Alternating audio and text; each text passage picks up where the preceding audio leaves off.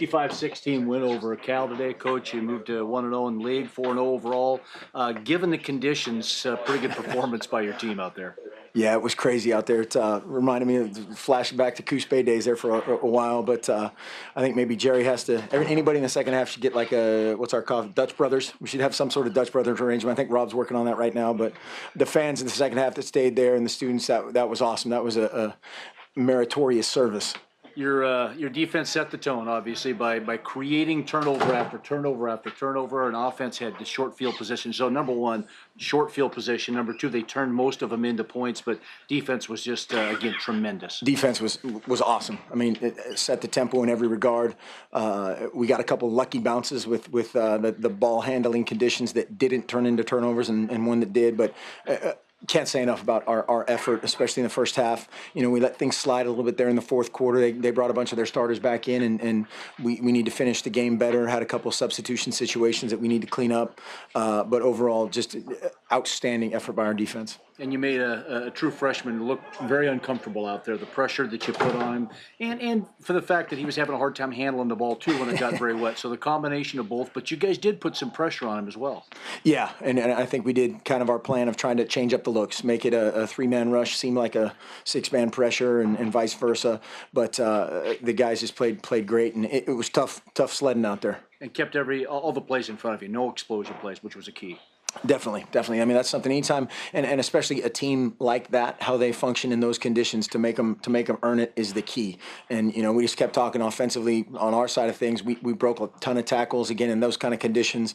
Those guys get slippery. You know, Thomas and Byron and our other guys get slippery, and you have to finish everything, you know, just that much more emphasis on ball security and you know, for the most part, we did a good job. Did you make any changes to the ball security? I mean, early on, a couple of Byron Marshall fumbles, you know, bounces that went your way. Was there any extra emphasis on it, or was it just kind of adjusting to making sure you hold on? Well, I don't think we could emphasize that any more than we do. You're obviously constantly reinforcing it. But, yeah, I mean, some of those things, the way when there's a couple inches of water out there, it's tough.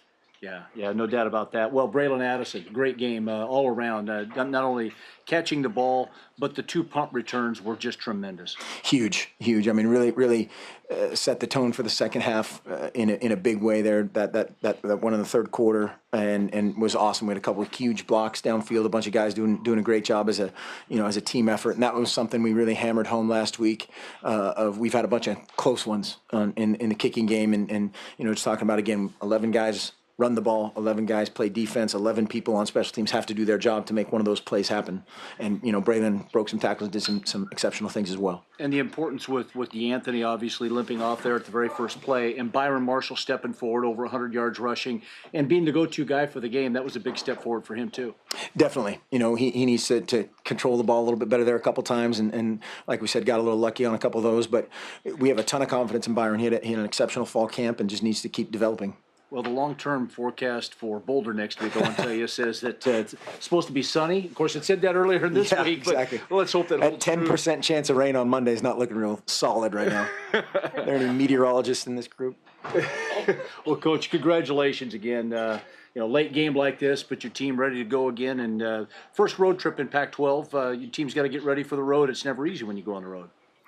Well, yeah, we love to play wherever we are, and that's the neat thing about being around our guys is they were excited from the get today, and we handled today really well. We had a totally different operation from how we've handled a home night game than ever before, being in the new complex, and so they handled that very maturely. And now we'll go on the road and try to do it again. All right, Coach. Well, congratulations again. We'll talk to you next week. Is Jerry dry?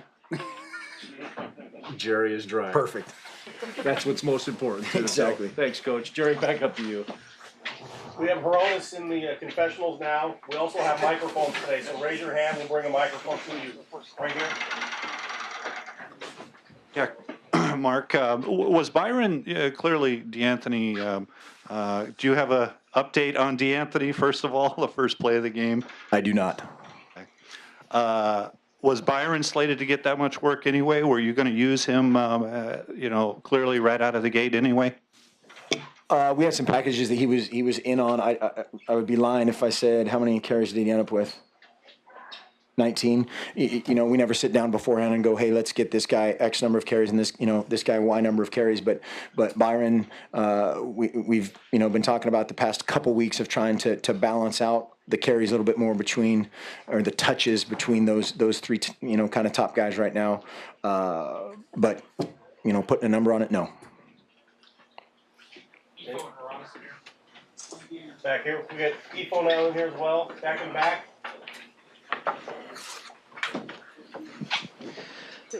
Mark, Marcus seemed to handle the football pretty well in the first quarter when it was certainly raining pretty heavily, but Goff didn't. Did you guys practice with wet balls this week, or is there any rhyme or reason for that? Playing on the beach as a kid, I think, was paying off.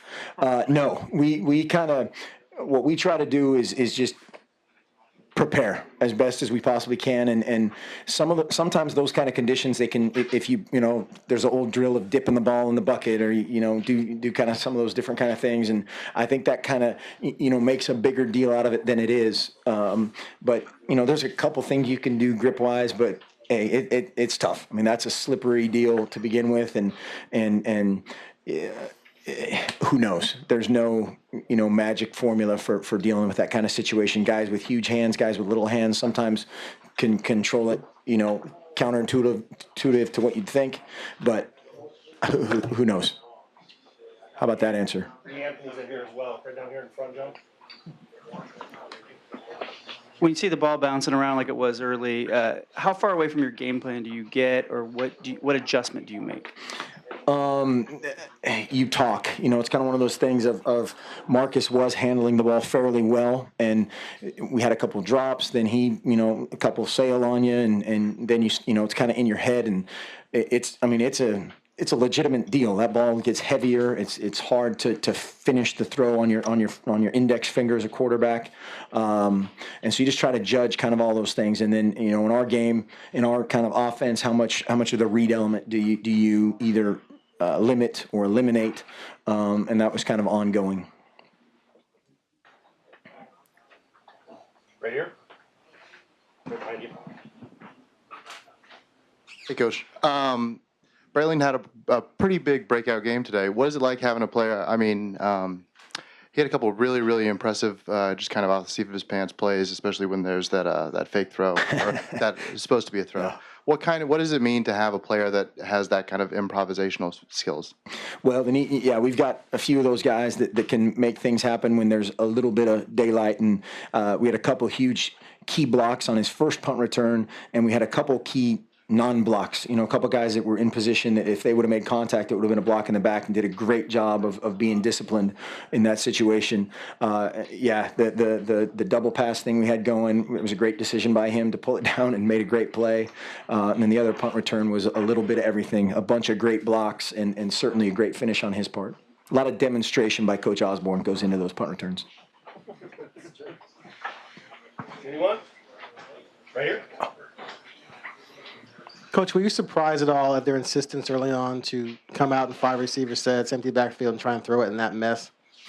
No. I mean, I think you try. It's kind of what we were talking about with John's question. It's kind of, you try to do what you do, so to speak, within the realm of the conditions. And those were some odd conditions.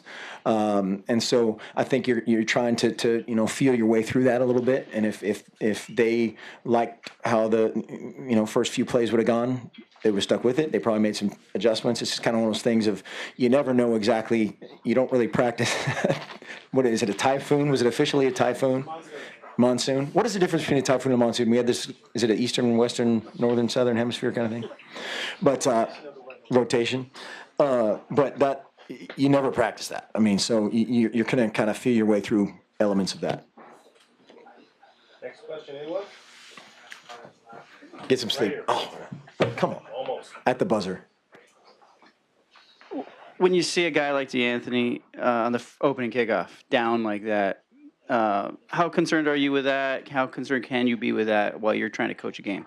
Well, I think from the human standpoint, you're concerned about everybody. You know, I was concerned about the Cal guy, and a couple of their trainers said he was going to be okay. And immediately, one of the things that jumped into my mind was when we played Cal here. Was it 4 or 5 years ago when Walt Thurman got hurt on the opening kickoff, and that's at the time that got he's probably our best player, and to a certain extent you can't blink. To a certain extent, you feel for the guy, and then you have to worry about the team. Right here. Yep. I'm sorry, you've already passed no. Hey, is there any better night than tonight to get nostalgic and play Milli Vanilli?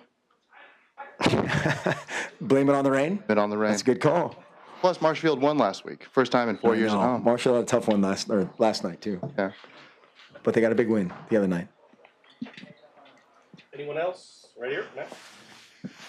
With D'Anthony's injury, you got Thomas Tyner a lot of carries. What were your impressions with him with the heavier workload? He did okay. Has to handle the ball a little bit better, which, again, part of that is the conditions. Part of that is how we secure the ball. But overall, encouraged. He'll watch some of the film, and a great kind of teaching thing was a couple times he was trying to over-secure the ball as the game went on, which, given the score and the conditions, that was probably a good thing. At the same time, we can hit things a little bit faster. So, a couple of great things he did, and a couple things that we'll build on. Thanks.